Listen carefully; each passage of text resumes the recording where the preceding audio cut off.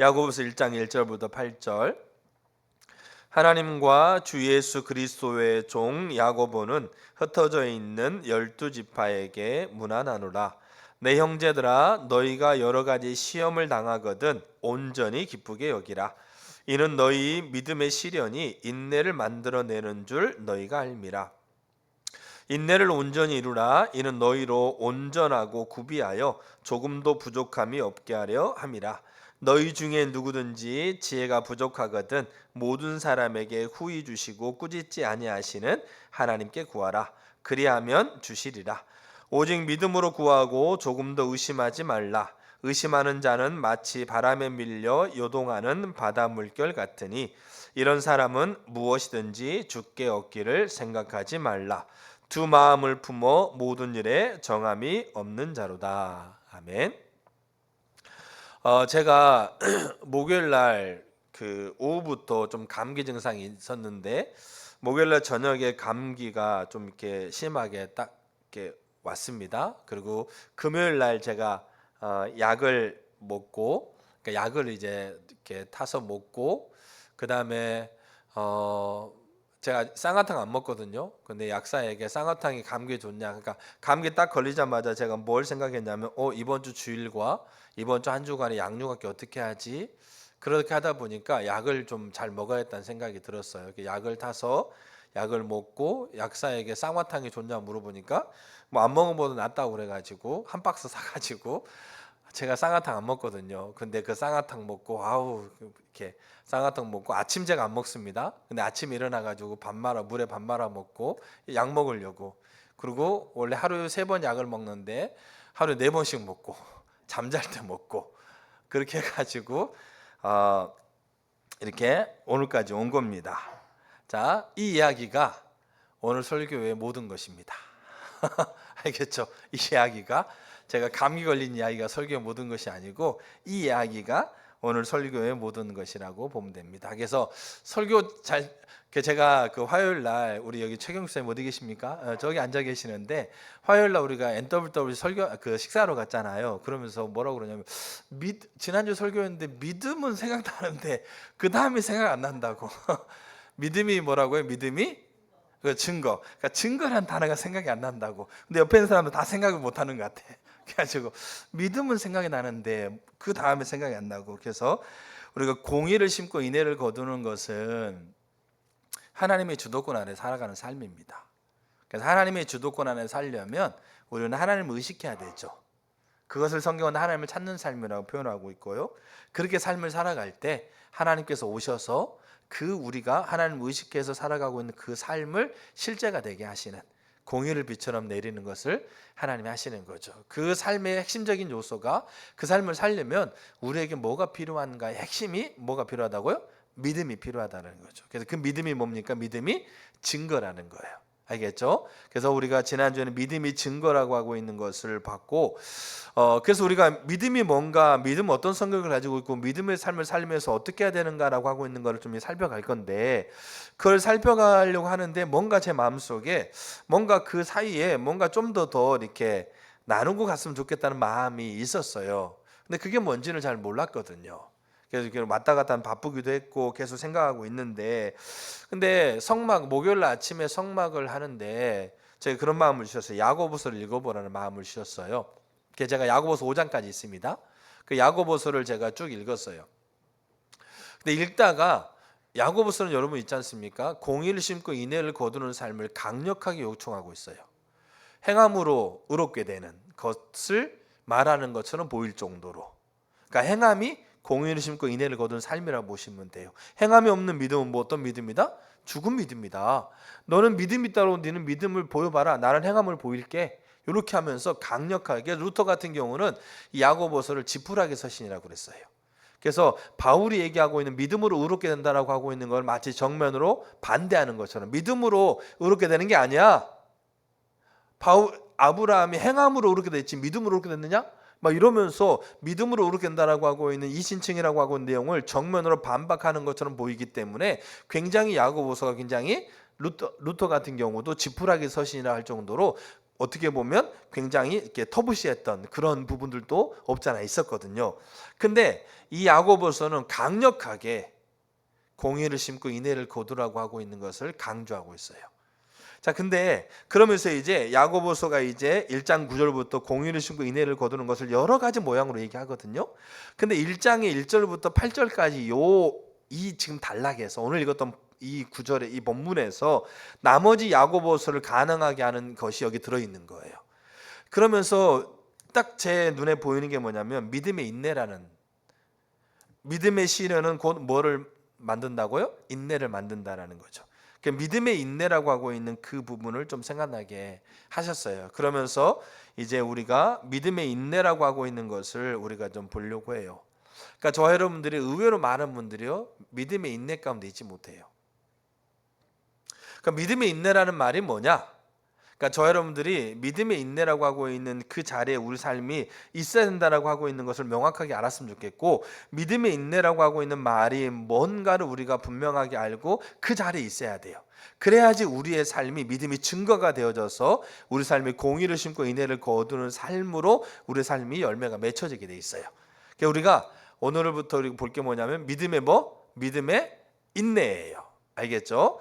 자, 그래서 제가 이 주보에도 써놨는데, 우리가 여러분 이순신 장군이라든지 뭐 안중근 의사라든지 뭐 계백 장군이라든지 광개토 대왕이라든지 이런 분들이 우리가 뭐라고 부릅니까? 우리가 그런 분들을 위인이라고 부르죠. 위인. 알겠죠? 그래서 그런 분들의 이야기를 들으면 우리는 어떤 생각을 갖냐면, 야, 정말 대단하다. 야, 우리의 조상들이 저런 대단한 사람이 있어서 야, 우리 대한민국이 정말로 이 나라가 이렇게 발전하고 이렇게 세워져 가고 있는데 너무나 큰 역할을 했던 대한민국의 너무나 이렇게 대단한 사람들이다. 정말 이런 사람들이 있는 것이 우리의 조상 가운데 있는 것이 우리에게 너무나 자부심이 되고 자랑이다. 이런 생각을 하시죠. 위인전기를 읽으면. 근데 여러분 그거 읽으면서 야, 나도 저 사람처럼 살아야 되겠다라고 생각하는 사람들 많을까요? 적을까요? 그렇게 생각하는 분들? 그렇게 생각하는 사람 의외로 적어요. 그러니까 그런 위인들이라고 하고 있는 분들의 이야기를 들으면서 대단하다, 저런 분들이 우리의 조상으로 있는 게 자부심이고 자랑스럽고 저분들 때문에 이 나라가 이렇게 유지되고 발전되어서 너무나 대단하다라는 그 엄청난 자부심을 갖는데, 저 사람처럼 내가 돼야지라고 하고 있는 생각을 가는 사람이 의외로 적다고 해요. 자, 다른 말로 들으면 히브리서 11장에 나와 있는 믿음의 사람들 보시죠. 노아가 징조가 없는데 뭐를 만들어요? 방주를 만들어요. 그 다음에 아브라함이 자기의 외아들 독자 이삭을 번제로 드려요. 히브리 11장에 보게 되면 사라는 자기가 아이를 낳을 수 있는 것이 완전하게 끊어졌음에도 불구하고 아이를 낳을 수 있는 힘을 하나님에게 공급받아요. 그런 믿음의 이야기들을 들어보면 어떻게 생각돼요? 야, 정말 대단하다. 야, 정말 믿음이라는 게 정말 대단하다. 그러면서 야, 우리의 믿음의 선배들 가운데 아브라함, 다윗, 사레, 뭡니까? 노아, 이런 분들 있는 것들에 대한 것들을 우리가 자부심을 느끼고 그런 걸 얘기한단 말이에요. 근데 문제는 뭐냐면 우리가 그렇게 살아야겠다는 생각을 가는 사람이 의외로 적어요. 왜냐하면 이들이 히브리 11장에 나와 있는 이들이 믿음의 완성형 같거든요. 완성형. 알겠죠? 그러니까 독자 이삭, 자기의 가장 사랑하는 독자 이삭을 번제물로 드리는 이 믿음의 모습이 믿음의 완성형 같은 그 이야기가 히브리 11장에 나와 있단 말이에요. 그러면 그것들을 바라보면서 대단하다고 여기고 자부심을 느끼고, 야, 믿음의 선진들이 가지고 있는 믿음이 정말 뛰어나다고 여기지만 내가 그 믿음의 모습으로 내가 살아야지라고 하고 있는 사람이 의외로 적는 그 부분이 뭐냐면, 그 믿음이 완성형처럼 보이면서 야, 그 믿음이 어떻게 도달해? 나와는 너무나 거리가 동떨어져 있는, 마치 어떻게 봅니까? 정말 어떤 특별한 사람만이 그 일을 할 수 있는 것처럼 여겨지는 것이 우리 가운데 있다는 얘기예요. 그럼 우리가 알아야 할 게 뭐냐면, 그들이 처음부터 그런 믿음의 완성형 같이 보이는 것의 자리에 있었을까요? 아브라함이, 예를 들어서 아브라함이, 제가 주보에 써놨잖아요. 아브라함이 자기 아들 독자 이삭을 번제로 드리는 그 믿음의 완성형 같이 보이는 그 자리에 있는 것이 처음부터 그렇게 가능했겠느냐 이거예요. 그게 아니란 얘기예요. 아브라함이 창세기 12장에요. 하나님이 떠나라고 그랬을 때 자기의 전부를 다 고향 땅에 다 전부를 뭡니까? 자기 일궜던 삶의 터전을 다 내리고 갈 바를 알지 못하고 떠나요. 이거 대단한 거거든요. 그래가지고 어디 도착합니까? 그래가지고 가나안 땅 도착해요. 그 가나안 땅이 하나님께서 그에게 말씀하신 땅이에요. 분명히 하나님은 창세기 12장에 가나안 땅이 내가 너한테 말하고 있는 땅이야 라고 하고 있는 걸 가르쳐 주시거든요. 근데 그 땅이 흉년이 들어요. 그 아브라함이 어떻게 합니까? 아브라함이 애굽으로 내려가요. 애굽으로 내려가면서 아브라함이 자기 아내 사라에게 뭐라고 그래요? 사라 보고 당신은 어떤 사람이니까? 당신은 아름다운 사람이니까. 제가 그 말이 어떤 의미인지를 제가 안다고요.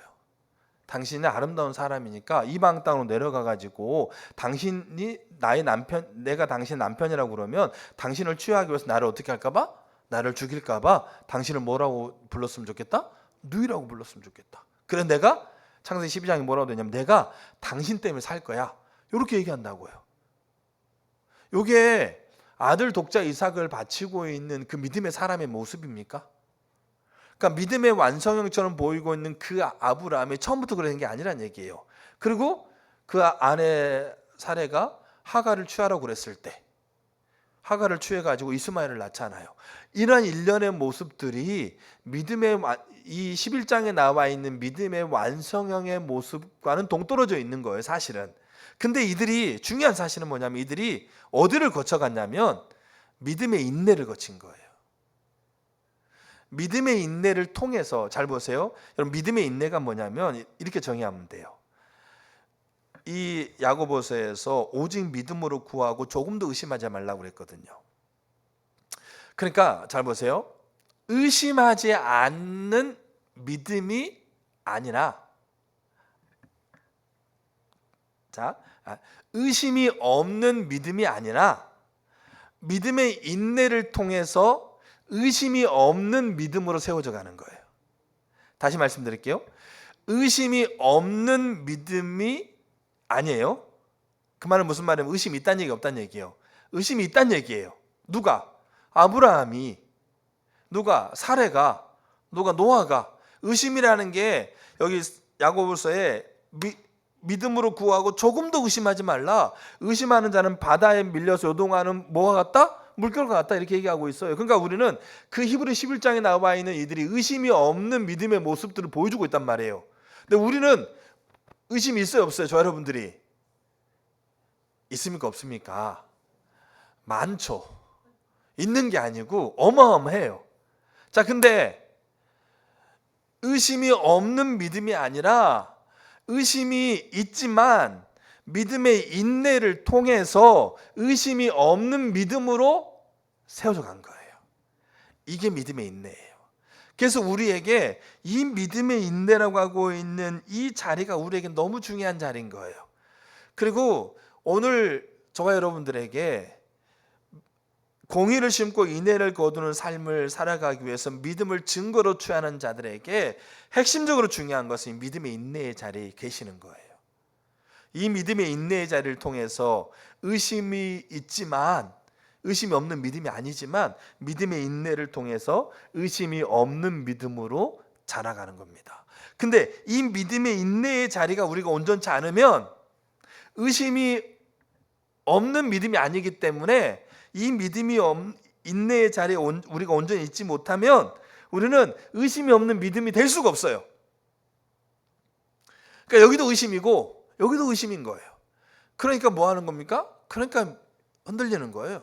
뭐만 만나면 잘하는 것처럼 보이다가 저 사람 믿음이 좋은 것처럼 보이다가 뭐만 좀 생기면 다시 뭐 이렇게 가고 또 뭐 이렇게 뭔가 좀 신앙 모양이 있는데 어떻게 하는 겁니까? 그 안에서 믿음의 증거를 취하면서 공의를 심고 인내를 거두는 삶은 전혀 안 돼 있고 막 이렇게 되는 거예요. 뭐가? 이 인내, 믿음의 인내라고 하고 있는 이 자리에 온전하게 거하지 못하면 의심이 없는 믿음으로 세워져 가지 않습니다. 그래서 지금 여기 우리가 야고보 사도가 야고보 이렇게 담임 목사님이 편지를 쓰는 건데 자, 그 내용을 통해서 이제 우리가 믿음의 인내를 살필 거예요. 자, 여러분들이 지금 어디에 있다고요? 믿음의 인내의 자리에 있다라고 하고 있는 걸 꼭 기억하세요. 그리고 이 믿음의 인내의 자리를 올바른 그 의미에서 이 야고보가 얘기하고 있는 것처럼 인내를 온전히 이루어야 돼요. 그래야 우리는 그 인내를 온전히 이루는 과정을 통해서 우리는 의심이 없는 믿음으로 세워져요. 이게 강력한 게 뭐냐면, 그러면 우리가 아브라함이, 사레가, 알겠죠? 이삭이, 알겠죠? 이런 분들이 히브리 11장에 나와 있는 이런 분들의 삶이요, 우리의 삶이 되는 거예요. 자, 그래서 그 부분들을 우리가 좀 살피려고 해요. 자, 먼저 인내라는 단어를 좀 볼 거예요. 인내. 자, 인내라는 단어가 너무 중요해요. 이 의미가 사실 그 모든 걸 담고 있어요. 아까 제가 감기 걸렸던 내용을 설명했잖아요. 이게 오늘 설교 전부예요, 사실은. 그게 인내를 잘 보여주고 있는 거예요. 자, 인내라는 말의 의미가 헬라어로, 그러니까 그냥 참고로 아세요. 저도 헬라어 잘 모르고 헬라어 이제 더 배우려고 이제 하려고 하는데, 휘포모네라는 헬라어예요. 그러니까 이런 것들은 그냥 참고로 알면 좋겠는데, 휘포모네라는 헬라어인데, 인내라는 단어가 우리나라 말로 인내인데 뭐 영어는 제가 안 찾아봐서 몰라요. 알겠죠? 근데 헬라어, 여기 야고보서가 헬라어로 쓰였으니까 여기 인내를 온전히 이루라 그랬어요. 인내가 휘포모네예요. 이게 두 가지 단어가 합쳐진 거예요. 두 가지 단어가. 하나가 뭐냐면 뭐뭐 아래, 알겠죠? 또 하나가 머물다라고 하고 있는 단어가 합쳐졌어요. 그러면 인내라는 말은 뭐겠어요? 뭐뭐 아래 머물다라는 게 인내예요. 알겠죠? 그러면 자, 요게 두 가지가 여기에 포함되어 있어요. 자, 뭐뭐 아래 머물다라는 것은 그 뭔가 상황이 있겠죠, 상황. 아니, 그 상황 아래 머물고 있는 거. 우리가 여러분 삶을 살아가면 상황이 있어요, 없어요? 오늘 지금 예배 드리고 있는 이 상황이 있잖아요. 집에서 가면 밥을 먹으면 밥 먹는 상황이 있잖아요. 밥 먹다가 반찬이 짜면 아내한테 반찬이 짜다라고 얘기하고 있는 상황이 있겠죠. 알겠죠? 이 상황. 그러니까 저와 여러분들은 다 어디 아래 머물게 됐어요? 상황 아래 머물게 되는 거예요. 그럼 상황 아래 머물게 되는 게 그럼 인내냐? 그게 아니라는 거예요. 자, 제가 감기 걸린 상황이 있어요. 그렇죠? 그 상황 안에 머물고 있는 거죠. 근데 저는 감기 걸린 상황이 아래 머물고 있을 때 그 아래 머물고 있으면서 거기서 뭐 했겠어요? 약을 먹어요. 그리고 쌍화탕도 먹어요. 그리고 밥도 아침 일찍 일어나서 물에 말아 먹어요. 그다음에 밤에 잘 때도 약을 먹어요. 그 뭔가를 하고 있는 근거가 있어요. 근거. 그 아래 머문다는 얘기예요. 이 의미를 우리가 이해하셔야 돼요. 자, 상황이 있어요. 그 상황 아래 머무는 것이 인내가 아니에요, 성경은. 근데 그 의미가 포함되어 있어요. 그래서 그 상황 아래 머물 때 그 아래 머물면서 우리는 나름 뭔가를 근거해서 머문다고요. 모든 사람들이 상황을 아래 머물 때 그 상황 아래 모든 사람이 나름 뭐 하고 있어요? 자기가 근거하고 있는 게 있단 말이에요. 그 근거 아래 머물고 있는 거를 인내라고 얘기를 해요. 그래서 인내를 불변하다, 뭐 흔들리지 않는다, 어떤 상황에도 흔들림이 없이 머물러 있다라고 하고 있는 뜻을 갖는데, 여기에는 아까 얘기했던 것처럼 뭐뭐 아래와 머물다라는 두 개의 말이 합쳐지면서 그 상황 아래 머물 때 그가 가지고 있는 근거를 가지고 머무는 거예요. 그럼 믿음의 인내라고 하고 있는 말은 뭐겠어요? 자, 우리가 처해 있는 상황 아래 머물 때 뭐를 근거해서 머무는 거예요? 믿음이라는 걸 근거해서 머무는 것을 믿음의 인내라고 표현하고 있는 거예요. 그럼 이제 우리가 그 상황이 어떤 상황인지 하고, 그 다음에 요 믿음의 근거로 머무는 게 인내이기 때문에, 그럼 우리가 이 믿음을, 그럼 뭐를 믿으면서 우리가 그 안에 머무르는가예요. 제가 아까 얘기했잖아요. 약을 먹고 밥을 먹고 쌍화탕 먹고 그 다음에 뭡니까? 저녁에도 약 먹고. 그러니까 그걸 하면서 제가 그 상황 아래 머물렀던 거예요. 이게 인내인 거예요. 저는 인내했던 거예요. 알겠죠? 그러니까 우리는 이 야고보 목사님이 믿음이라고 하고 있는 것을 그 아래 머물라고 하고 있는 겁니다. 자, 요 말의 의미가 저 여러분들에게 더 선명하게 알아지기를 원해요. 자, 그래서 이제 그 부분들을 좀 보려고 합니다. 먼저 야고보서가, 성경에서 야고보라고 하고 있는 분이 가장 중요한 인물이 두 명이에요. 하나는 예수님의 제자 중에 한 명이 있어요. 요한의 형제 야고보. 그 다음에 또 하나는 예수님의 친동생 야고보. 근데 요한의 형제자 예수님의 제자 사도 야고보는 사도행전 6장인가 7장에 순교를 당합니다. 일찍 순교를 당해요. 근데 이 야고보서를 썼던 이 야고보 이분은 이렇게 순교 당하기 훨씬 이후에 이 야고보서 편지를 쓴 사람이기 때문에 사도 야고보는 아니에요. 그래서 이 야고보는 누구냐? 예수님의 친동생으로서 예루살렘 교회 담임 목사, 사도행 15장에 나와 있는 이제 이 다윗 장막에 대한 부분을 이렇게 예루살렘 회의를 주도했던 야고보 담임 목사예요. 예루살렘 교회 담임 목사. 자, 근데 예루살렘 교회 담임 목사님이 편지를 썼어요. 누구한테 편지를 썼느냐면 1장 1절 한번 볼까요? 1장 1절. 하나님과 주 예수 그리스도의 종 야고보는, 그러니까 예루살렘 교회 담임 목사님인 야고보는 흩어져 있는 12지파에게 문안한다, 이렇게 표현되어 있어요. 여기 12지파는 누구냐면 예루살렘 교회 지체들을 얘기합니다. 자, 근데 여기에 뭐라고 앞에 어떤 표현을 쓰고 있어요? 흩어졌다는 표현을 쓰고 있어요. 이게 디아스포라예요. 그러니까 교회 담임 목사님이 사도행전 우리가 7장에 스데반이 순교합니다. 그러니까 스데반 집사님이 순교하는 사건을 통해서 예루살렘 교회 야고보 담임 목사님이 섬기고 있는 교회에 강력한 핍박이 일어나요. 그래가지고 교회가 완전히 뿔뿔이 흩어져 버립니다. 그래서 뿔뿔이 흩어져가 로마 각 전역에 흩어지고요. 그 다음에 그 이방 땅까지 이 디아스포라, 알겠죠? 이 흩어진 이들이 흩어진 거예요. 그 예루살렘 교회 이들에게 담임 목사님이 편지 쓴 거예요, 쉽게 말해서. 근데 문제는 뭐냐면, 그러면서 형제들아, 너희가 여러 가지 시험을 만나거든 온전히 기쁘게 여기라 쭉쭉 갑니다. 그러면 그 말은 뭐냐면, 자, 예루살렘 교회에서 신앙생활하고 있는 이들이 스데반 집사의 순교를 통해 핍박을 받아 흩어졌어요. 흩어져서 간 로마의 각 전역과 로마의 지배권 아래에 있는 지역, 또 이방인들이 살고 있는 지역에 가요. 그럼 그 지역은 신앙생활하기가 편한 자리일까요? 편하지 않는 자리일까요? 어떤 자리일까요? 신앙생활하기가 편한 자리가 아니에요. 이 흩어진 디아스포라는 자기가 예수님을 주인으로 섬긴다고 말할 수 없는 자리예요. 근데 야고보는 뭐라고 그러냐면, 야, 왜 너희들이 숨어서 살아? 야, 너희들이 흩어져 가지고, 야고보서 그런 얘기예요. 너희들이 흩어져 가지고 내가 예수님을 내가 주님이라고 내가 말할 수 없는 그 환경 가운데 있는 그곳에 살면서 왜 너희들이 그것을 말하지 못해? 공의를 심고 인애를 거두는 삶을 강력하게 살라고 뭐하고 있는 겁니까? 강력하게 말하고 있는 거예요. 근데 그들이 흩어져 있는 이 디아스포라에 핍박을 받아 흩어져 있는 사람들은 그들이 믿음으로 살아가고 있는 그 과정이 순탄한 곳이 아니에요. 여러분, 우리가 그런 거 우리가 드라마 같은데 아니면 간증에서 보잖아요. 어떤 신앙생활 잘하고 있는 어떤 자매가 결혼을 해가지고 시집을 갔는데 그 시댁이 불교 종갓 집안이야. 알겠죠? 그리고 그 남편은 종손이야. 그럼 거기에서 신앙생활하는 게 쉬워요, 어려워요? 어려워요. 그리고 거기에서 내가 예수를 믿는다고 말하는 게 쉬워요, 어려워요? 어려워요. 근데 그 자리에 야고보 뭐라고? 야, 근데 왜 그걸 네가 숨겨? 강력하게 얘기하라고. 제가 이렇게 어떤 장례식을 갔어요. 저희 장례식에. 저는 이렇게 그 모습을 처음 봤어요.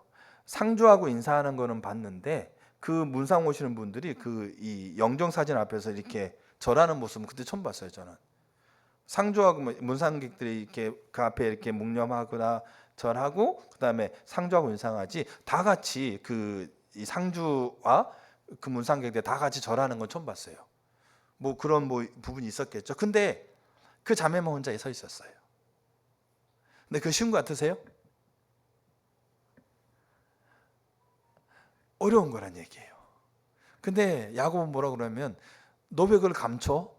더 강력하게 그렇게 해야 돼, 이렇게 얘기하고 있어요. 그러면 그냥 이슬람권 한복판에 가서 나는 예수 믿고 나는 예수 줍니다, 뭐 알라는 필요 없습니다, 이렇게 외치라는 얘기 아니에요.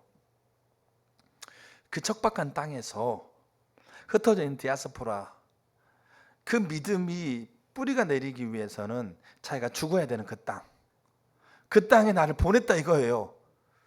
디아스포라 흩어져 있는 자들 보냈는데 그 보내는 곳에서 믿음으로 살아가는 것이 어려워. 근데 뭐라고 그러냐면, 기쁘게 여기라.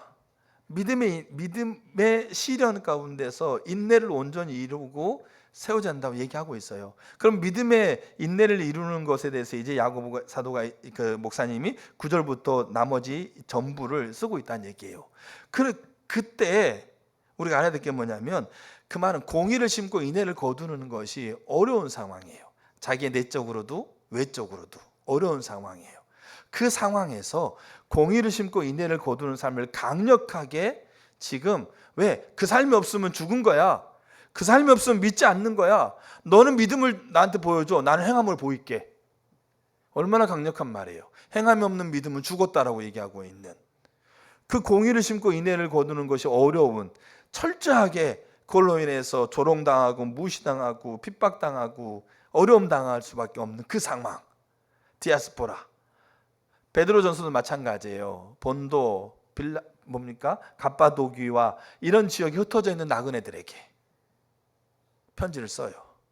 그러면서 베드로서도 정확하게 후반부로 갈수록 공의를 심고 인내를 거두는 걸 강조합니다.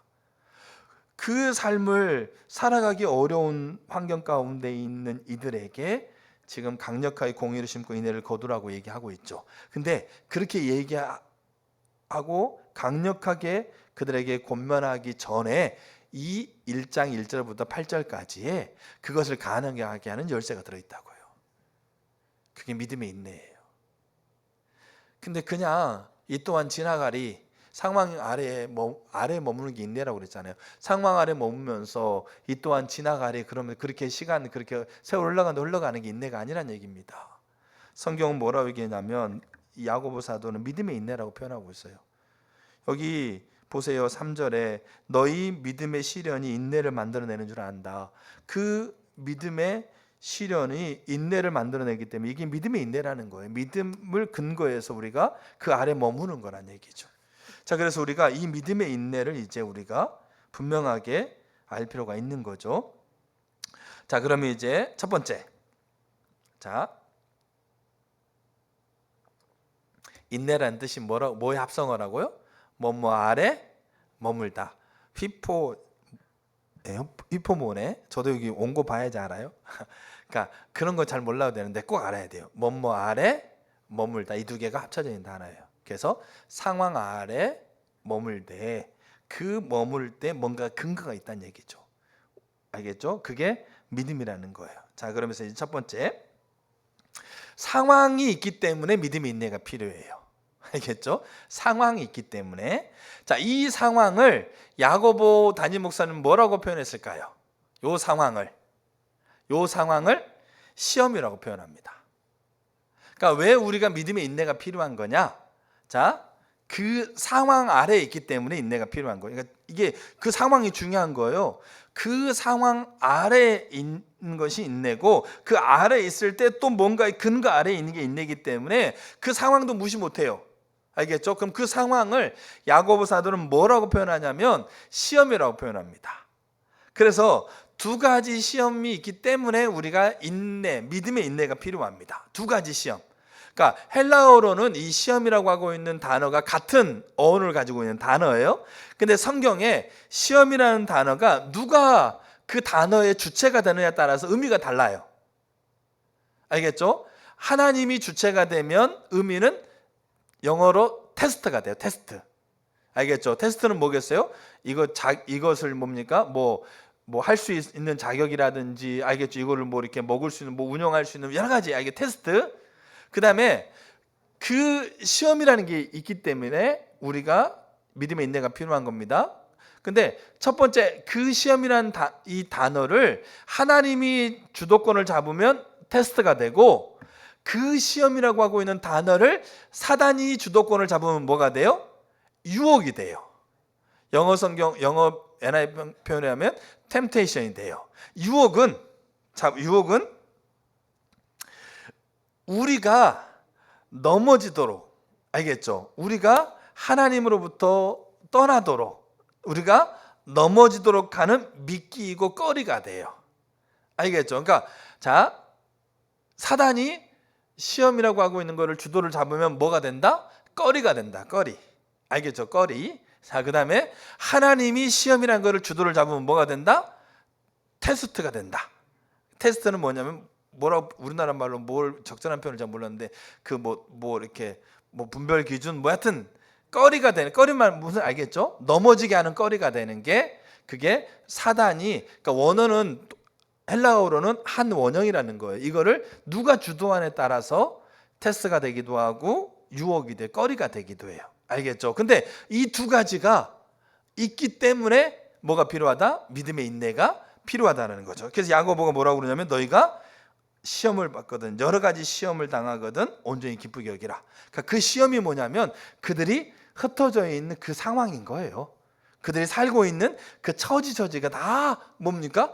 그 시험인 거예요. 자 보세요. 창세기 22장 1절 제가 몇 구절 볼게요. 그러니까 두 가지 시험 때문에 인내가 필요하다는 거죠. 자 창세기 22장 1절 그 일 후에 하나님이 아브라함을 시험하시려고 그를 부르되 아브라함 하시니 그가 이르되 내가 여기 있나이다. 그럼 여기 시험은 테스트입니까? 아니면 꺼리입니까? 뭡니까? 테스트예요. 누가 이 시험이라고 하고 있는 이 단어를 누가 주도하고 있어요? 하나님이 주도하고 있잖아요. 그러니까 이거는 테스트예요. 자 요한복음 6장 6절 이렇게 말씀하시면 친히 어떻게 하실지 아시고 빌립을 시험하고자 함이라. 여기서 말하는 시험은 테스트입니까? 꺼리입니까? 유혹입니까? 테스트입니다. 어려운 거 아니잖아요. 왜? 이 시험이라고 하고 있는 이 원형을 누가 지금 주도하고 있어요? 예수님이 주도하고 있잖아요. 그러니까 이건 테스트예요. 자, 마태복음 6장 13절. 마태복음 6장 13절. 우리를 시험에 들게 하지 마옵시고 다만 악에서 구하옵소서. 여기서 말하는 시험은 테스트입니까? 꺼리입니까? 여기서 말하는 시험은 유혹거리예요. 왜냐하면 그 뒤에 뭡니까? 들게 하지 마시고 악에서 구하옵소서 그랬잖아요. 그러니까 악이 사단이 요 시험을 주도하고 있는 거예요. 그러니까 여기서 말하는 시험은 하나 우리를 테스트하지 말아주세요 이게 아니고 그 사단이 우리를 넘어지게 하는 그 꺼리에 우리가 넘어가지 않게 해주세요 이 얘기인 거예요. 자 그다음에 자 이거를 잘 보여주는 게 이제 야고보서 1장 12절 13절이에요.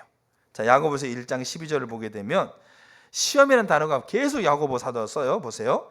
시험을 참는 자는 복이 있나니 이는 시련을 견디어낸 자가 그래서 시험과 시련이 같은 의미라고 보시면 돼요. 견디어낸 자가 주께서 자기를 사랑하는 자들에게 약속하신 생명의 멸관을 얻을 것이기 때문이라. 13절 사람이 시험을 받을 때 내가 하나님께 시험을 받는다 하지 말지니 하나님은 악에게 시험을 받지도 아니하시고 친히 아무도 시험하지 아니하시느니라. 오직 각 사람이 시험을 받는 것은 자기 욕심에 끌려 미혹됩니다. 자 그럼 이제 시험이 몇 번 반복됩니까? 12절에 한 번, 13절에 하나, 둘, 셋, 네 번, 그 다음에 14절에 한 번 이렇게 돼 있잖아요. 다 시험이잖아요. 우리나라 말은 다 시험이에요. 자 근데 보세요. 12절의 시험은 테스트일까요? 꺼리일까요?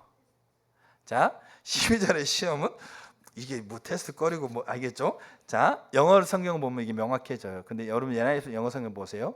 나중에 여기 12절의 시험은 테스트예요. 왜냐하면 누가 그거를 주도하고 있으니까 여기 나오잖아요. 여기 이는 시련을 견뎌내는 자가 주께서 자기를 사랑하는 자들에게 약속하신 생명의 멸류관 얻는다. 그럼 이 시험을 누가 주도하고 있어요? 하나님이 주도하고 있는 거예요. 자, 그 다음에 13절 사람이 시험을 받을 때 내가 하나님께 시험을 받는다 하지 말지니 하나님은 악에게 시험을 받지도 아니하시고 친히 아무도 시험하지 않는다. 여기서 말하는 시험은 테스트일까요? 꺼리일까요? 이건 꺼리예요. 왜냐하면 여기 뭐죠? 누가 시험하지 않는다고요? 하나님이 시험하지 않는다. 그럼 하나님이 이거를 사용하고 있지 않고 누가 주도하고 있다라는 거예요? 사단이 주도하고 있다는. 그래서 이거는 꺼리예요. 유혹을 받으면서 하나님의 내 유혹받고 있어. 이런 얘기 하지 말란 얘기예요. 우리 있잖아요. 시험을 유혹처럼 얘기하는 분이 계세요. 그거 조심하셔야 돼요. 자기 욕심에 끌려 시험 미혹되고 있는데도 그거를 마치 뭡니까? 하나님이 그렇게 하고 있는 것처럼 그렇게 우리가 얘기하시는 분이 계세요. 그거 굉장히 조심하셔야 돼요.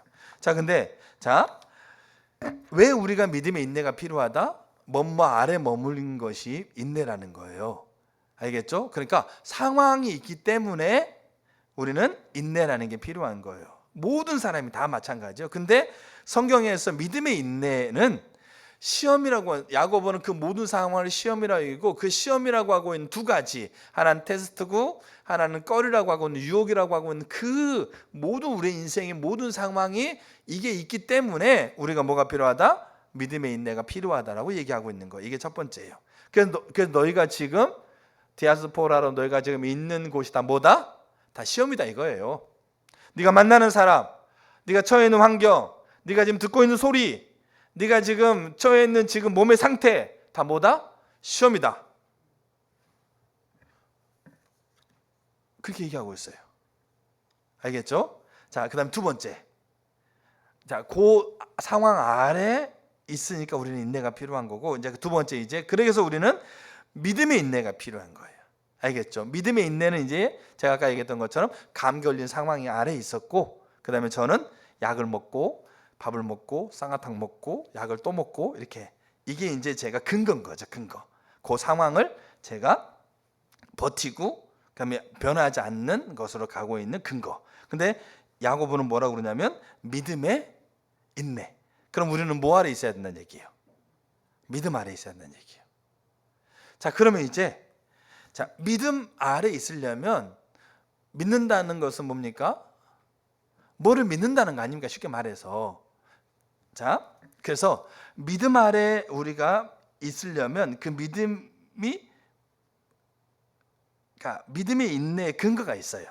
알겠죠? 자, 그 근거를 제가 뭐라고 말을 표현하려 그래가지고 믿음의 인내의 근거라고 썼는데, 사실 이제 설명을 해보면 이게 뭔 말인지 알아요. 자, 오늘은 두 가지만 볼 거예요. 자, 그게 그 아래 머무는 거예요. 그 아래 머무는 거. 그래서 여러분, 그거는 이 인내라는 것은 강력한 겁니다. 믿음의 인내는 진짜 강력한 거예요. 왜냐하면 그거를 알고 믿고 머물기 때문에 강력한 거예요. 그래서 공의를 심고 인내를 거두는 것이, 그게 가능해지는 게 이 믿음의 인내라고 하고 있는 그 믿음을 근거해서 서고 있기 때문에 그런 거예요. 자, 믿음의 인내 근거 첫 번째. 자, 이게 시험이라고 그랬잖아요. 시험의 상황 아래에 있잖아요. 자, 그 시험을 누가 출제했을까요? 누가 출제했을까요? 여러분 어떻게 생각해요? 누가 출제했을까요? 하나님이 출제했어요. 그 시험의 출제자를 아는 것이에요. 시험의 출제자가 누구인지를 믿는 거예요. 그게 근거예요. 그러니까 제가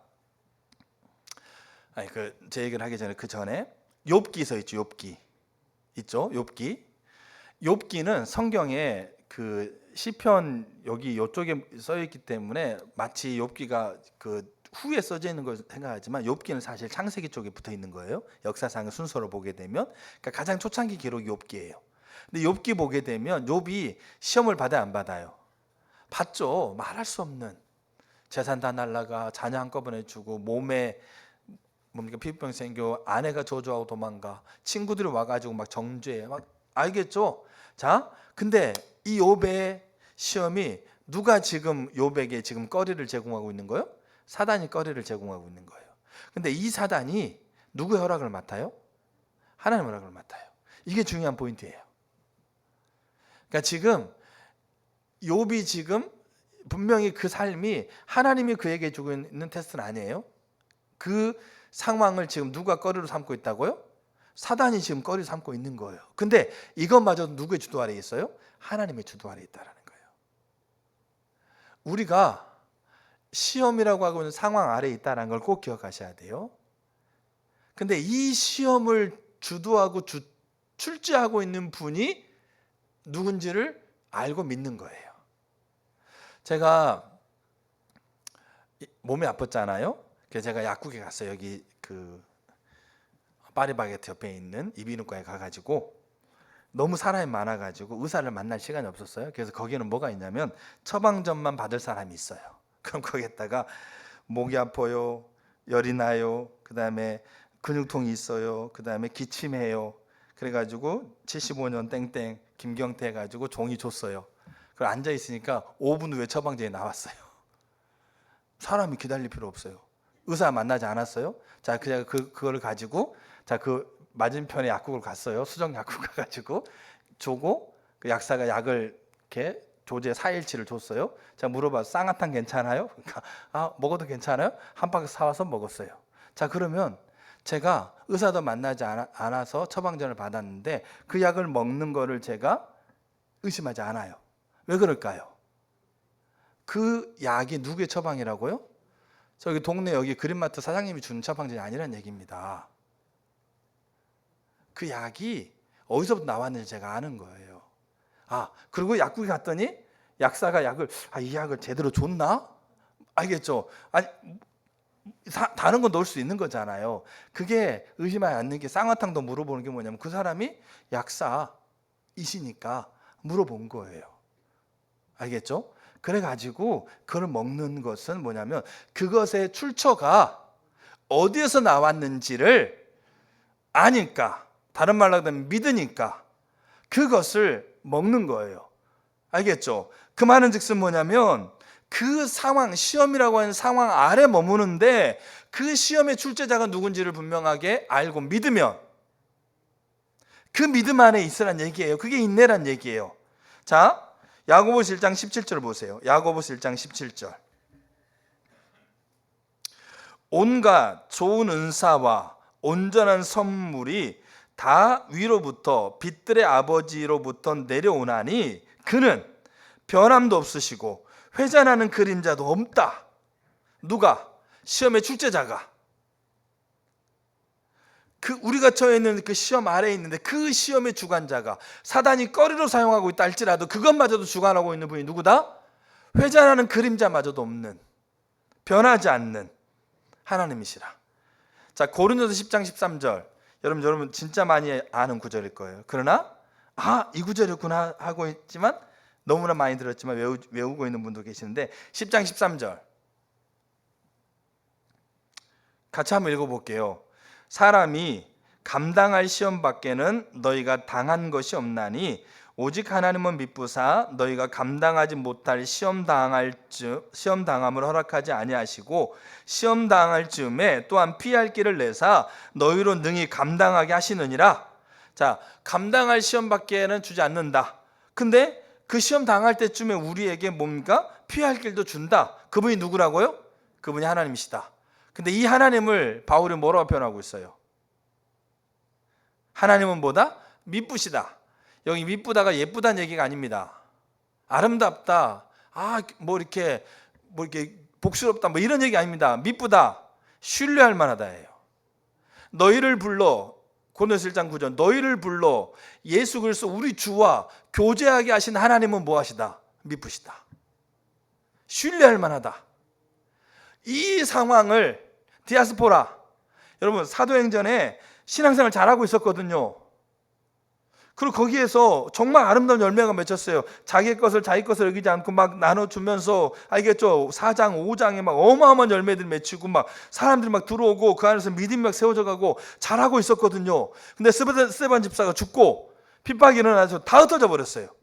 흩어졌다는 말에 스케타라는 단어를 쓰고 있는데 이 단어가 뭐냐면 이 교회 잘 세워지고 있는데 완전히 다 막 산산조각 나버렸어요. 그럼 사람들 어떻게 생각해? 이해할 수 없죠. 근데 산산조각 나가지고 간 곳이 정말로 척박하고 정말로 내가 믿음 있다라고 하고 있는 것이 조롱당할 수밖에 없는 상황 가운데 처해 있단 말이죠. 그럼 그때 헷갈릴 거 아닙니까? 이게 뭐냐? 근데요, 여기 흩어버렸다고 하고 있는 이 단어가 스케터인데요, 이게 어떤 의미를 가지고 있냐면 우리가 이거를 믿어야 돼. 이거를 알아야 된다는 얘기예요. 그게 농부가 씨앗을 바구니에 담잖아요. 담아가지고 밭에 와가지고 한 움큼 집어가지고 어떻게 하는 겁니까? 뿌리는 거예요. 뭐 하려고? 그냥 의미 없이 뿌리는 게 아니고 그 귀한 씨를, 알겠죠? 이 씨가 여러분 우리가 알잖아요. 자기가 먹을 게 없어도요, 내년에 뿌리 씨는 남겨둬요. 이 보릿고기 같은 경우는 그것마저도 먹어버릴 수밖에 없는 상황이 보릿고기예요. 근데 그것마저도 먹어버리면 소망이 없어요. 그렇기 때문에 아무리 먹을 게 없어도 내년에 뿌릴 이 씨앗을 남겨둔단 말이에요. 얼마나 귀한 거죠. 그렇게 그 겨울을 나면서 그 힘든 시기를 나면서 남겼던 씨앗을 농부가 바구니에 담아가지고 그걸 어떻게 하는 겁니까? 그 땅에 뿌리는 거예요. 이게 어떤 거예요, 이게. 그러니까 여기 흩어져 있는 12지파에게, 같이 교회 생활하고 있었던 12지파 유대인들이 그 예수를 주로 믿으면서 같이 믿음 생활하면서 아름답게 신앙생활하고 있는데 스데반 집사님 죽음을 통해서 강력한 핍박을 흩어져 버렸어요. 근데 이 흩어진 것을 그들은 다 각자 자리에 가서 얼마나 이해가 안 되겠어요. 얼마나 납득이 안 되겠어요. 그 상황 아래 머물러 있을 때, 그때 믿음이라는 것에 아래 머물러 있으란 얘기예요. 그 믿음이 뭐냐? 이 상황의 출제자가 누구다? 하나님이라는 거예요.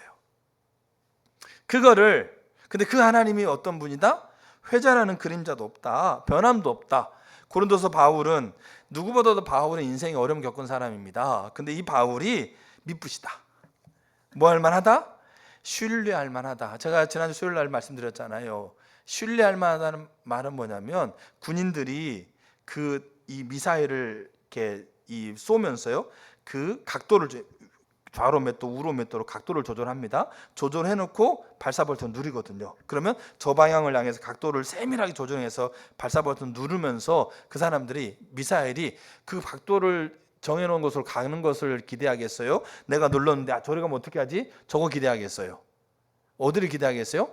각도를 세밀하게 맞추는 것은, 그걸 눌렀을 때 그 각도 그대로 가는 것을 어떻게 하는 겁니까? 신뢰하는 거죠. 이게 믿을 만하다는 거예요. 바울이 그런 표현을 쓰고 있는 거예요. 야고보가 회전하는 그림자도 없고 변함이 없다라고 하고 있는 거는 믿을 만하다는 거예요. 누가요? 시험을 출제하고 계시는 하나님이 믿을 만하세요. 그게 여러분들에게 알아져야 돼요. 그러니까 여기 야고보서 뭐라고 보냐면 5절이 핵심입니다. 너희가, 제가 나중에 나누겠지만, 지혜가 부족하거든 지혜를 구하라는 거죠. 이거는 지혜가 부족한 걸 전제하고 있습니다. 그러니까 그 지혜는 하나님을 아는 지혜예요. 하나님부터 오는 지혜예요. 그러니까 그 지혜를 통해서 누구를 알면, 하나님을 알면, 그 하나님이 이 모든 상황을 주도하고 계시는데, 그게 내가 지금 이해할 수 없는 시련으로 헷갈리고, 알겠죠? 그런 상황인데, 근데 그 상황을 주도하고 계신 분이 하나님인데, 회전하는 그림자도 없고 변함도 없고 신뢰할 만하다. 그게 믿어지는 거예요. 그걸 믿으면, 여러분, 그거 하나만 믿어도 우리가 어떻게 하는 겁니까? 그 안에 우리가 머물 것만 있어도 우리가 달라지겠어요, 안 달라지겠어요? 생각해 보세요. 우리가, 이게 믿음의 인내가 우리 가운데 있어야 되고, 믿음의 인내를 우리가 지금 지나가고 있는 건데, 이 안에 있지 못하니까 어떻게 돼요? 헷갈리는 거예요. 좀만 잘 되면 하나님 계신 것 같고, 좀만 안 되면 하나님 안 계시는 것 같고, 좀만 칭찬 들으면 하나님이 진짜 함께 하셨다는 것 같고, 좀만 그냥 좀 싫은 소리 들으면, 좀만 내 생각대로 안 되면, 알겠죠? 이 상황에 대해서 뭐 하는 거예요? 원망하죠. 그 상황 아래 있으니까 우리는 항상 좀만 아프거나 안 되거나 좀만 잘 되거나 좀만 좋거나, 여러분, 그 상황 아래 우리가 머물고 있는데 그 안에서 우리가 온전한 인내를 이루고 있지 못하고 있는 거예요. 왜? 그 상황을 주도하는 분이 누군지가 믿어지지 않으니까. 여러분, 하나님이 회전하는 그림자도 없으시고 변함없는 분이라는 게 믿어지세요? 아까 했잖아요. 의심 없는 믿음이 아니라, 그 의심 없는 믿음이 아니라 믿음의 인내를 통해서 의심 없는 믿음으로 세워져 가요.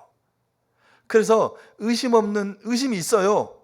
근데 이 믿음의 인내를 통해서 그가 하나님의 지혜를 구하면서 하나님께서 비춰주시고 아는 그 믿음 안에서 거하는 삶을 살아가면서 우리는 그 부분이 더 의심 없는 믿음으로 세워져 간다는 얘기예요. 우리가 그 과정들을 저 여러분들이 지금 겪고 있는 거예요. 그리고 이 과정을 겪다 보면 어떤 부분에서는 의심이 없어져요. 저에게 있어서는 하나는, 근데 그게 상황이 되는 거 안 되는 거 달라요. 상황이 되는 것 때문에 제가 그런 게 아니에요. 제가 제 아이를 위해서 기도하면 하나님 반드시 된다는 믿음이 있어요. 이건 의심하지 않아요. 제가 대한민국을 위해서 기도하면 하나님 반드시 된다는 믿음이 있어요.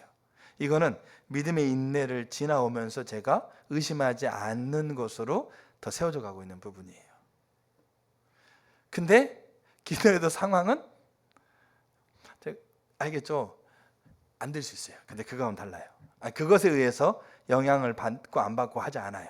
그때부터는 이제 그거하고는 별개로 믿음의 그 의심 없는 그 믿음으로 구하게 돼 있어요. 그러면 하박국서에서 우리가 지난주 봤던 것처럼 증거를 취하는 걸 봤던 것처럼 정한 때 하박국서에 얘기했던 것처럼 반드시 내가 이루겠다라고 하고 있는 그게 믿어지는 거예요. 어떤 부분에서는. 근데 저에게는 그 외 수없이 많은 부분에서 의심이 있어요. 그래서 이 믿음의 인내의 자리에 하나님이 저를 있게 하시는 거고 저 여러분들이 있게 하시는 거죠. 그 자리에 우리가 머무르셔야 돼요. 그때 뭐냐? 그 시험의 출제자를 우리가 믿는 거죠. 자, 두 번째가 뭐냐면, 자, 야고보서 1장 한번 4절 보세요. 4절. 인내를 온전히 이루라. 이는, 그 이유는 너희로 온전하고 구비하여 조금도 부족함이 없게 하려 함이라. 그러면 보세요. 우리가 알아야 될 게 뭐냐면, 시험이라고 하고 있는 것은 반드시 뭐가 있겠어요?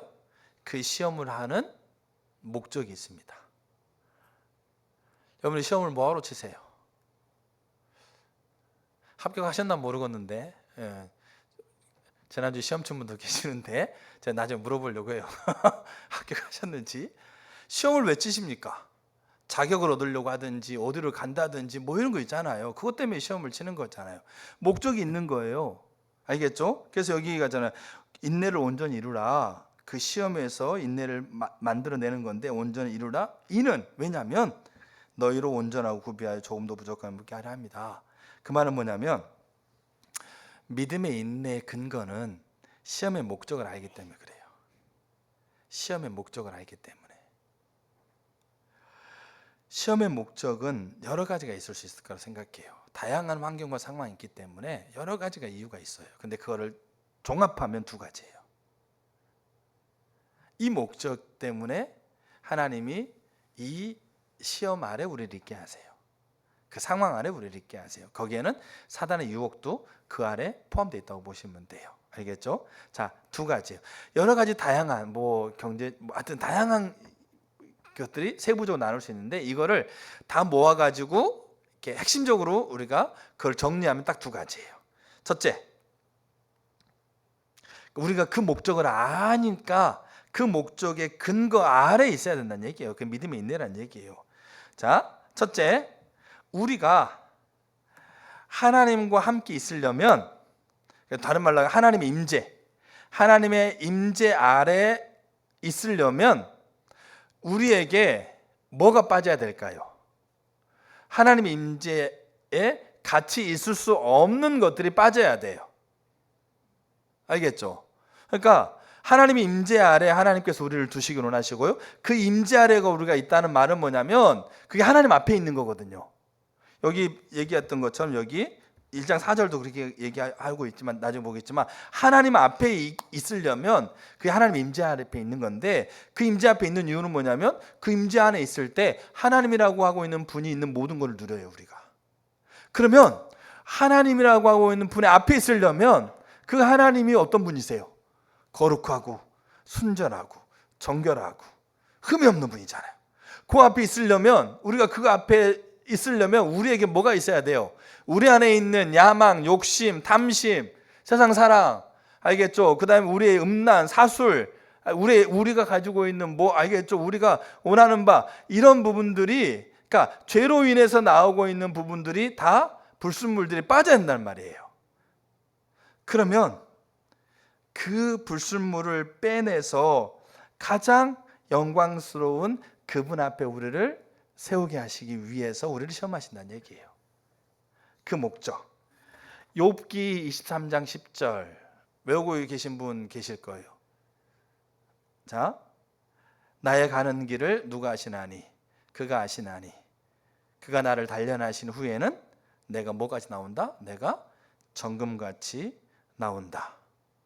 여기 1장 4절도 얘기하잖아요. 아까 나눴던 것처럼 온전하고 구비하여 조금도 부족함이 없게 한다. 여기 조금도 부족함이 없다라는 말은 요 자체만 가지고 뭔 말인지 몰라요. 근데 자 이런 거 보세요. 고3 아들이 고3이에요. 그럼 고3 아이한테 야 네가 게임하는 거 좀 줄이고 그 다음에 공부를 열심히 하면 부족함이 없을 거야. 그 말은 뭔 뜻이에요? 그 뭐가 부족함이 없다라는 것을 말하지 않아도 그 상황에서는 금방 부족함 없는 거 알겠죠? 10년 동안 사실을 공부해서 안 됐어. 마지막 10년째. 야, 네가 노는 거 좀 줄이고 그다음에 진짜 올해 진짜 좀 이렇게 집중해서 하면 부족함이 없을 거야. 그 말은 뭐겠어요? 뭐가 부족함이 없다는 말이겠어요. 그 뭐를 얘기하지 않아도 그 의미는 금방 이해가 되겠죠. 시험에 합격할 거란 얘기입니다. 네가 원하는 대학 갈 거고 할 거란 얘기. 이게 부족함이 없다는 말이에요. 여기에. 그러면 조금도 부족함이 없다는 말은 네가 누구 앞에 서는 거요? 하나님 앞에 서는 거. 그러니까 그들이 서고 있는 상황이 어디라고요? 흩어져 있는 자들. 이들이 서 있는 상황은 하나님이 없는 것처럼 보이는 상황입니다. 하나님이라는 분을 말하는 것만으로도 조롱당하고 어리석은 것처럼 여겨지고 있는 세대에 사는 겁니다. 문화 자체가 완전히 토양 자체가 달라요. 예루살렘 교회에서 신앙생활 했을 때 그때도 어려웠습니다. 그러나 그들이 가지고 있는 그 신앙의 영향력이 그 예루살렘의 도시에서 강력하게 확장되고 있었기 때문에 그 문화가 어느 정도는 인정이 되는 거예요. 근데 그거하고는 달라요. 완전히 그 문화하고는 다른 문화 속에서 살아갈 수밖에 없는, 하나님이라고 하고는 존재가 완전하게 멸시당하고 있는 그 상황에서 살아갈 수밖에 없는 데인데, 근데 거기에서 그들 누구 앞에 있다고요? 하나님 앞에 있는 거예요. 하나님께서 기뻐하시는 그 하나님과 함께 있는, 왜? 그 안에서 그 시험을 통해서 그 안에 있는 불순물들이 제거되면서.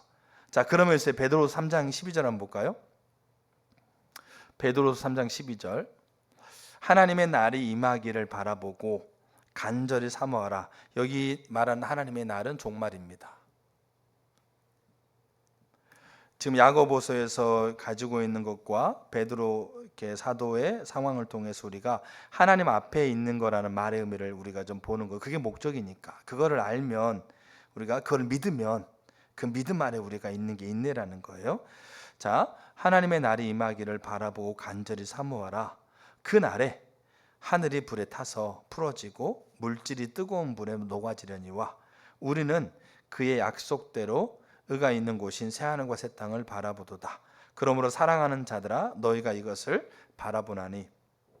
여기 바라본다는 게 믿는다는 말이에요. 주 앞에서 점도 없고 흠도 없이 평강 가운데 나타나기를 힘쓰라.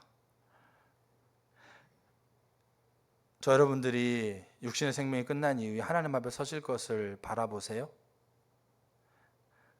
저 여러분들이 육신의 생명이 끝나고 난 다음에 약속대로 의가 있는 그곳에서 설 것을 믿으세요?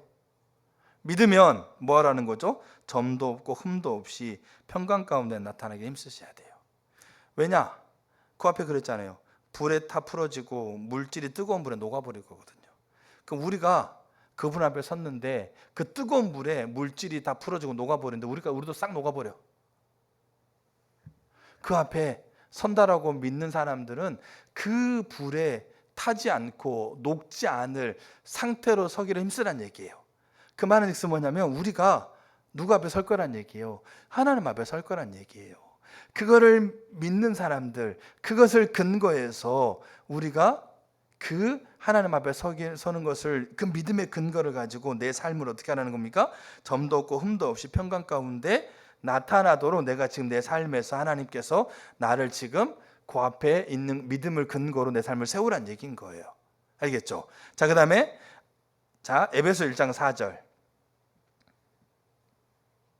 곧 창세전에 그리스도 안에서 우리를 택하사 우리로 사랑 안에서 그 앞에 거룩하고 흠이 없게 하시려고. 여기 보시게 되면 그 앞이란 단어가 나오잖아요. 우리는 그 앞을 베드로서에 나오고 있는 우리가 죽어서 우리가 하나님 앞에 서는 그곳으로 우리가 많이 생각하기도 합니다. 미래형으로. 나중에 그 앞에 우리가 설 거야. 근데 우리가 알아야 될 게 뭐냐면 그 앞이라는 단어가 본질상 성도들에게 현재예요. 그러니까 교회가 그리스도께서 그를 자기 앞에 나타내실 그 종말의 자리에 그 그리스도 앞에 설 건데, 그 하나님의 자녀들은 그때 설 거지만 그때 서는 것이 언제부터 지금 하고 있다? 지금부터 하나님 앞에 서가고 있는 것을 통해서 그 앞에 설 거란 얘기예요. 이게 성경이 말하고 있는 바예요. 그러면 지금 우리가 뭐 하라는 거죠? 이 지금 베드로 사도가 얘기하고 있는 점도 없고 흠도 없이 평강 가운데 나타나기 힘쓰라라고 하고 있는 것은 그날에 갈 것을 준비하는 게 아니라 지금 내가 하나님이라고 하고 있는 분과 함께 그 앞에, 다른 말로 하게 되면 하나님의 임재 안에 내가 머물 수 있는 것을 위해서 지금 이 시험이라는 걸 통해서 나에게 지금 불순물을 빼고 있다는 얘기예요. 알겠죠? 그 시험이 디아스포라니까요. 사단이 우리에게 주고 있는 꺼리도 결국 하나님의 주도권 아래에 있는 시험인 거예요. 그러면 우리는 그것을 우리가 믿는 거예요. 믿는 거. 알겠죠? 그걸 믿으면 지금 그 목적을 알기 때문에 나를 정결한 신부로, 나를 정말로 가장 아름다운 자리에 영광스러운 모습으로 나를 세울 그 아버지 하나님과, 그리고 그 일들을 지금 하고 계셔서 이 땅에서 그 영광스러운 아버지 하나님과 머물면서 그 하나님의 생명을 누리게 하기 위해서 나를 지금 그 하나님 앞에 설 수 있는 그 모습으로 나에 있는 내 생각, 내 야망, 내 죄된 본성으로 비롯되고 있는 것들을 다 태워서 그것들을 분리시키려고 하고 있는 이 상황이라고 하고 있는 아래 내가 있다라고 하고 있는 게 믿어지면, 그 믿음 아래 머물고 있는 게 인내라는 말입니다. 여러분, 그게 여러분들에게 믿어지셔야 돼요. 그 시험의 목적이 믿어지셔야 돼요. 왜 우리를 광야로 데리고 왔는지, 왜 잘 살고 있는 나를 흩어가지고 여기다 놔뒀는지, 왜 내가 안 한다고 그랬는데 굳이 나에게 하라고 그러는지, 왜 나를 그냥 이렇게 목줄 잡아가지고 막 거기다 앉혀놓은 것처럼 그렇게 여기시는 게 아니란 얘기죠. 이 믿음이 그게 인내의 근거라는 거예요. 그게 시험의 목적이에요. 그 다음에 두 번째, 그러니까 여러 가지 목적을 다 종합해가지고 딱 두 개로 추리면 이거예요. 하나는 아까 얘기했던 것처럼 하나님 앞에 머물게 하기 위해서. 언제부터? 지금부터. 저 여러분들이 지금부터. 그리고 그 영원한 그 하나님 앞에서 흠도 없고 점도 없는 모습으로 내가 나타나서 불에 다 태워주고 불에 다 풀어주고 녹아버릴 건데, 그때 내가 그 불순물이 없는 모습으로 서서 다 태워지고 녹아져도 여전히 내가 남아있는. 그래서 바울이 의의 면류관을 받는다고 표현하고 있잖아요. 새하늘과 새 땅에서 새하늘 예루살렘에 올라왔을 때 거기에 주인공으로서 그 아들의 신부로서 내가 설 것, 그게 이 하나님의 임재 안에서 오늘 내가 그것을 누리는 것, 거기 위해서 내 안에 불순물이 빠져야 돼요. 죄는 하나님 밖으로 우리를 꺼내버립니다. 그래서 죄가 깨달아지면 반드시 회개하시고요, 돌이키셔야 돼요. 그렇지 않으면 의식이 아무리 풍부해도 여러분 하나님 생명 못 누려요. 우리가 묵상도 할 수 있고요, 기도도 할 수 있고요, 몇 가지 성경적인 지식을 가르칠 수 있어요. 근데요, 믿음의 인내의 자리에 우리가 있지 못하면 결국 있잖아요, 의심 없는 믿음으로 설 수 없어요. 그럼 어떻게 되느냐? 믿음 있는 것처럼 보이다가 아니고, 모양은 있는 것 같은데 전혀 아니고, 열매는 안 나타나고, 이런 일들이 생겨요. 본인도 그래, 헷갈리는 거예요. 본인도. 그러면 하나님을 향해서 우리가 어떻게 되는 겁니까? 나아가는 것 자체가 힘들어요. 그래서 우리가 지금 이 믿음의 인내의 자리에 우리가 있다라고 하고 있는 것을 꼭 기억하셔야 돼요. 이 인내의 자리를 통해서 의심 없는 믿음으로 세워져 갈 거예요. 그럼 이 믿음의 인내라는 것을 우리가 어떻게 바라봐야 되는가에 대한 것을 나누고 있는 거죠. 자, 두 번째인데 그 목적 중에 하나가 뭐냐면, 자, 빌립보서 2장 15절 보세요. 야고보서도 똑같은 얘기하고 있어요. 나중에 야고보서는 계속 뭡니까? 그 장마다 계속 이런 얘기들을 넣어놓고 있어요. 그러니까 이걸 잘 보여줄 수 있는 얘기 때문에 빌립보서를 택한 겁니다. 빌립보서 2장 15절. 이는 너희가 흠이 없고 순전하여 어그러지고 거스리는 세대 가운데서 하나님의 흠 없는 자녀로 세상에서 그들 가운데 빛들로 나타내매 생명의 말씀을 밝혀 나의 다름질이 헛되지 아니하고 수고도 헛되지 아니하므로 그리스도 날에 내가 자랑할 것이 있게 하려 함이라. 자, 일단 첫 번째, 바울은 자기가 살아가고 있는 세대를 뭐라고 표현하고 있습니까? 어그러지고 거스르는 세대. 어그러지고 거스르는 세대는 뭘까요? 하나님의 기준을 우리는 성경 뭐라고 표현하고 있어요? 다림줄로 표현하고 있어요. 알겠죠? 위에서부터 반듯하게 내려오는 줄, 거기다 맞춰 담을 쌓잖아요. 다림줄. 어그러져 거스러진 세대는 뭐겠어요? 그 줄에서 벗어나는 것이 어그러져 거스러진 세대입니다. 이 세상을 그렇게 표현해요. 근데 거기에서 시험, 그 상황에 시험을 주체하고 있는 분의 시험 아래에 있는 이들이 믿음의 인내를 가져야 할 때 뭘 믿어야 되냐면 그 상황 안에 어그러져 거스르는 상황이 있는 거죠. 디아스포라. 거기에서 하나님 앞에 나를 두게 하시기 위해서 불순물을 빼요. 그러고 나서 그걸로 끝나는 게 아니에요. 그 다음에 내가 뭐를 바라게 해요? 여기 성경에 뭐라고 되어 있습니까? 하나님의 흠없는 자녀로 세상은 어그러지고 거스러진 세대예요. 우리 관계 안에가 다 어그러지고 거스러진 세대입니다. 그 안에서 내가 그들 가운데, 그들은 뭐겠어요? 어그러지고 거스러지고 있는 사람들 가운데서 내가 뭐로 나타난다고요? 빛으로 나타난다고요. 우리는 우리는 반사체예요. 제가 여기 이 단어를 모르겠는데 우리는 반사하는 자지 빛의 원류가 아니에요. 빛을 받아서 빛을 반사하는 거잖아요. 그럼 그 시험, 이 상황의 목적이 명확해져요. 내가 하나님 앞에 서서 그 하나님의 생명을 내가 누리고 내가 살아가고 있는 것이 어그러져 거스러져 있는데 그 어그러져 거스러 있는 곳에 그들 한복판에서 내가 빛이 되는 거예요. 그 일을 위해서 내가 지금 요 시험이라고 하는 상황 아래에 있다.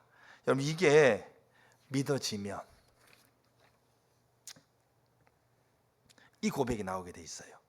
디모데후서 1장 8절 이제 이것만 읽어 마치겠습니다. 디모데후서 1장 8절. 바울은 결혼을 안 했기 때문에요. 영적인 자기가 전도했던 분들이 다 자기의 자녀였지만 특별히 자기의 영적인 아들로 생각했던 사람이 저는 2명 있다고 생각해요. 하나가 디모데고 또 하나가 그 유다이죠.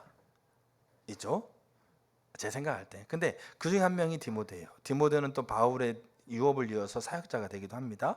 근데 이 디모데에게 바울이 이렇게 편지를 써요. 왜냐하면 이거를 믿는 사람이 쓰는 얘기예요. 1장 8절. 그러므로 너는 내가 우리 주를 증언함과 또는 주를 위하여 갇힌 자 된 나를 부끄러워하지 말고 오직 하나님의 능력을 따라 복음과 함께 고난을 받으라. 바울이 지금 뭡니까? 복음 전하다가 조롱당하고요, 무시당하고요, 갇혀 있어요. 그럼 어떻게 합니까? 신앙인들이 부끄러워합니다. 어디 가서 예수 믿는다고 말하기도 부끄러워. 왜? 야, 내가 너 때문에 부끄러워 죽겠다. 왜? 예수 믿는다고 하더니 자녀 어떻게 됐습니까? 그러면 내가 너 때문에 내가 이제 어디 가서 내가 말도 못하겠다 이런 얘기도 하기도 해요. 근데 보세요, 이 바울이 예수 증언하다가 조롱당하고 무시당하고 감옥에 갇혀요. 근데 그거를 이 디모데에게 뭐라고 그러냐면 부끄러워하지 말아라. 근데 그러면서 또 하나가 뭐냐면 너도 고난 받으라 이렇게 얘기를 합니다. 자, 근데 12절이 중요한 거예요. 바울이 나도 부끄러워하지 않는다. 나도 나를 부끄러워하지 않아. 그렇게 얘기합니다. 여러분 우리가 진짜 믿는 거 부끄러워하시는 거 회개하셔야 돼요. 자, 11절. 내가 이 복음을 위하여 선포자와 사도와 교사로 세우심을 입었노라. 자, 12절에 이로 말미암아 내가 또 이 고난을 받되 부끄러워하지 않는다. 근데 그 부끄러워하지 않는 이유를 바울이 얘기를 해요. 이 2가지 얘기합니다. 하나, 내가 믿는 자를 내가 뭐하고 알고 믿고. 이거는 뭐겠어요? 아까 얘기했던 시험의 출제자를 바울이 믿는 거예요. 자, 2번째. 그러니까 왜 부끄럽지 않느냐? 그 시험의 출제자가 누군지를 내가 아니까. 그걸 모르면 부끄러울 수밖에 없어요. 왜? 안 되는 일이 많거든요.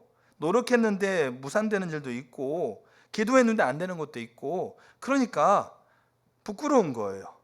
또 기도 부탁하면 기도도 내가 기도해 줄게 말도 못해. 특별히 안 믿는 사람한테. 어떤 형제가 그 형제 어디 있어요? 어떤 형제가 그랬다고 했잖아요. 회사 직장 동료 중에 안 믿는 사람이 아파가지고 기도해 달라고 그러는데 내가 기도해 줄게 말을 못해. 왜? 내가 기도했는데 안 나면 어떻게 할까 봐. 그래서 기도해서 안 나면 내가 하나님의 이름을 먹칠할까 봐 기도해 주다 말을 못한대. 그게 말입니까? 아니면 그게 당나귀입니까? 그러니까 뭐를 모르는 거예요? 내가 믿는 자가 누군지를 몰라요. 그러니까 내가 믿는 자가 누군지는 믿고 있지 않는 거예요. 사실 그 상황에서만큼은 최소한. 자, 믿는 자를 내가 알고는 내가 믿고. 그만 끝난 게 아니에요. 2번째, 또한 내가 의탁한 것을 그날까지 그가 능히 지키실 줄을 뭐함이라? 확신함이라. 자, 그럼 여기서 제가 물어볼게요. 바울이 의탁한 게 뭘까요? 의탁한 것. 내가 감옥에 갔는데 매를 맞아도 좀 덜 아프게 해주세요. 내가 배고프더라도 3일 이상 좀 굶지 않게 해주세요. 내가 사람들한테 조롱을 당해도 내가 그 소리에 내가 좀 마음이 막 요동하지 않고 좀 편안하게 해주세요. 이게 의탁한 걸까요? 여기도 바울이 의탁한 것을 그날까지 그가 능히 지키실 것을 확실히 믿었다고 그랬잖아요. 그럼 바울이 의탁한 게 뭘 것 같으세요? 바울이 의탁한 게 바로 그 전절에 나와 있어요. 복음을 위하여 선포자와 사도와 교사로 세우심을 입었다. 이 말은 뭐겠어요? 시험의 목적입니다. 그게 바울이 의탁한 거예요. 언제? 예수를 믿고 난 이후에. 그가 하나님 앞에 서는 것, 그리고 어그러져 거스르는 세대 속에서 빛이 되는 것, 그게 바울이 의탁한 거였고, 그게 복음이었었고, 바울의 복음이었었고, 이거를 위해서 그가 선지자, 사도, 교사가 된 거예요. 이 의탁한 것이 있는데, 이 의탁한 것을 뭐 할 거다? 능히 지킨다. 누가?